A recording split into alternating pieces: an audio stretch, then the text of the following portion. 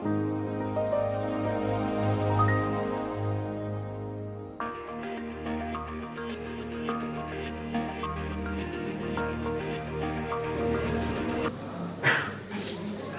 إخواني مساء الخير. بدوري أحييكم في هذا اللقاء الفنانة نادية والجمعية ثم مديري رفاق الفضاء الذين أتاحوا لنا الاحتفاء بهذا الكتاب الذي هو في نفس الوقت احتفاء بالطيب الصديقي اسما وتجربة وامتدادا. والأكثر من ذلك هو احتفاء بالذاكرة التي تؤرخ لحقبة تأسيسية في مسار المسرح المغربي. ولذلك أقول دائما إن التأريخ للطيب الصديقي كرهان يتوازى مع التأريخ لتجربة المسرح المغربي بشكل عام. وقيمة الاحتفاء بالذاكرة تكون ذات طبيعة حساسة حين يتعلق بالمسرح. نقدره هو أنت حسن حبيب، والواقع أنه لم يسبق لي أن تحدثت عن حياتي الخاصة ولا جعلت من الحدائق السرية موضوعا للكتابة. ولذلك حينما نقرأ الكتاب نجد صديقي يجلس على كرسي الاعتراف أو على كرسي التحليل النفسي ويبوح. طبعا ما كان لهذا الحوار أن ينجح لولا ما سميته تواطؤ خفي بين الشخصين معا. في لحظة ما، لحظة إجراء الحوار، كان صديقي محتاج إلى أن يبوح، لكن احنا أجرينا حوارات كثيرة في مسارنا الإعلامي، فقليلا ما تتم للصحفي ولرجل الإعلام ولرجل الثقافة قليل ما لأن دائما المبدع يتوجس من الصحفي، ودائما أحيانا بعض الصحفيين يتصيدون يعني هفوات وانزياحات غير مفكر فيها. ولذلك قليلا ما تجد مبدعا مثقفا أو مفكرا أو فنانا بشكل عام تجده أيضا يثق في الصحفي ويعطيه ذاته، يعطيه تاريخه بكامله. هذا التواطؤ الإيجابي هو الذي جعل للكتاب شيء آخر. شخصيا أنا أجريت مع صديقي مجموعة من الحوارات، زملائي الكثيرون من أجيال مختلفة سجلوا مع حوارات. إما كانت هذه الحوارات تنبني على الرغبة في السؤال عن قضية طارئة، قضية الدعم مثلا، قضية بطاقة الفنان، قضية المسرح العمالي موجود أم لا، وكانت هناك حوارات أخرى عن جوانب مختلفة، مثلا الأبعاد متعددة في شخصية صديقي المبدع كسينمائي، كصاحب تجربة مهمة في الإبداع الكاليغرافي. ولكن هذا التواطؤ هو الذي يكسب الكتاب قوة وتميز ويجعله وثيقة يعني مسجلة تفيد في فهم تجربة صديقي وفي فهم المسرح المغربي. الجانب الثاني الذي يعطي قيمة مركزية للكتاب هو أن حبيبي بما توفر له من عمله في المجال الإعلامي وخبرته الجامعية وبحثه في مجال الصورة، مجال السينمائيات، مجال البحث الاجتماعي، جعله يوظف. هنا سأقف عند النقطة التي أشار لها السي حسن بن ريس صديقي العزيز. اختار أن يسمي المادة لقاء. طبعا في علم الصحافة طبعا هناك تميزات بين استجواب وحوار ولقاء.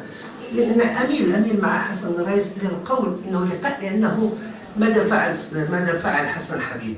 لأن الكتاب هي أصلا للنشر في سند صحفي إعلامي، بالتالي يعني لابد إكراه الصحافة موجود. لكن هذه الخبرة التي توفرت الحسن وذلك التواطؤ الخفي الجميل الذي اعتمد البوح بين الصديق وحبيبي جعل الكتاب يوظف جنس الاستجواب وجنس الحوار لكن بكثافة دلالية قوية. ستجد أن الصديق مثلا، وهذه معروفة عند الصحفيين ومعروفة في دروس الصحافة، إنك حينما تريد أن تحاور قيمة ثقافية كبرى لابد أن تتهيأ لها نفسيا، لابد أن تقرأ لها، لابد أن تعرف منعرجات التجربة وحدودها وآفاقها. وهذا بكل صراحة وكل ثقة يعني توفر لي الكتاب حتى كان بالشكل الذي صدر. كل هذه المعطيات جعلت الكتاب يقربنا من حميمية الصديقي الشخص والإنسان والفنان. دولة ثقافية داخل عاصمة فرنسية باريس. كان حسن لا يملك الوقت، كان دائما على أهبة سفر، كان يأخذ المترو ويخرج يأخذ الأوتوبيس، ونتساءل دائما أين ذاهب هذا الرجل؟ دائما بمحفظته السوداء وجريدة لوموند أو لوكانارونشيني في يده اليسرى، وكان يتحدث عن كل شيء. مرت الأيام دخل حسن حبيبي إلى دار المغرب بباريس وبقي هناك، ووطد اسمه توطيدا ثقافيا إعلاميا جميلا جدا. من ثم رشح نفسه ليكون عضوا في لجنة القاطنين بدار المغرب بباريس.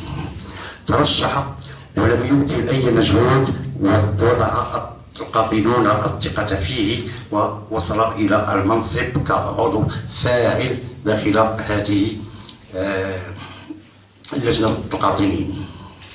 وكان همه هو هم ثقافي إعلامي محض.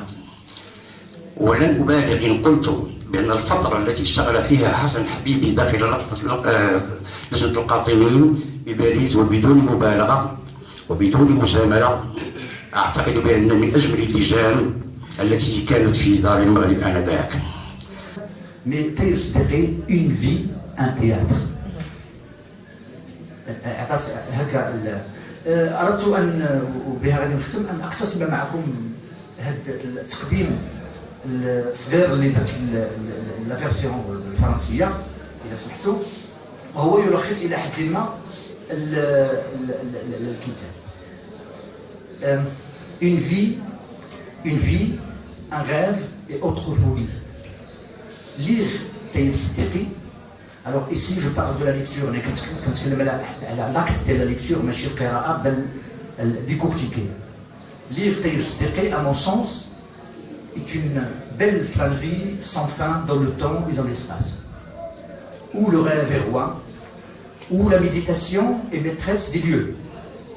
Dans ce livre, ce pionnier du théâtre marocain se souvient de ses premiers pas, de ses rêves, de ses trébuches, ainsi que de ses débuts décisifs et déchiffrer un monde complexe des symboles et d'énigmes.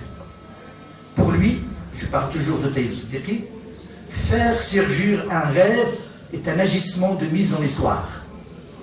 C'est un premier traitement narratif de l'âme et de l'esprit, un moment de revivre les mêmes émois, comme si on reprend un rêve là où on l'a abandonné la nuit précédente. Est-il possible? Ah que si. Le théâtre pour Taïb est un acte d'implication et d'auto-existence du lieu et des hommes. Le rêve est le phénomène que nous n'observons que pendant son absence. Cette citation de Paul Valéry m'a beaucoup secondé en côtoyant mon ami, mon maître, Taïb Siddiqi. Ainsi, rêver ne se congèle jamais au présent. La mémoire est le socle de notre avenir. Ou comme disait Taïb lui-même, avec la mémoire, notre passé aura un bel avenir. Voilà un homme de théâtre qui parle avec ardeur et ferveur du théâtre, comme le seul lieu qui permet aux gens d'affronter leurs ombres, semblablement au vrai visage de la destinée humaine. Le théâtre est le seul art capable, par sa nature, de maintenir une relation directe avec son public. Alors, il ne doit pas être dans un lieu fermé où la narration, mais plutôt attaché à une bulle aventure, où a une folle créativité quand il s'agit du théâtre, de l'imaginaire et de traumatisme émotionnel, bien évidemment. Ce qui inquiète notre Taïeb aujourd'hui, c'est de voir se multiplier autour de lui tous les signes de la dégradation, du théâtre en particulier et de la culture en général. De surprendre un mode de vie qui s'emploie surtout à élever un type d'homme totalement opposé à l'éclat du texte et à l'abondance de la scène. Et du coup, on le voit puiser dans la captivité, les nuits, le silence, la foi, la matière indispensable à tout élan vers la grande création, le grand appel, la grande preuve de vie. Il me semble qu'une voix se soit essoufflée en nous, qu'une foi enfoncée et disparue, une foi, foi, O-I, mais chez S,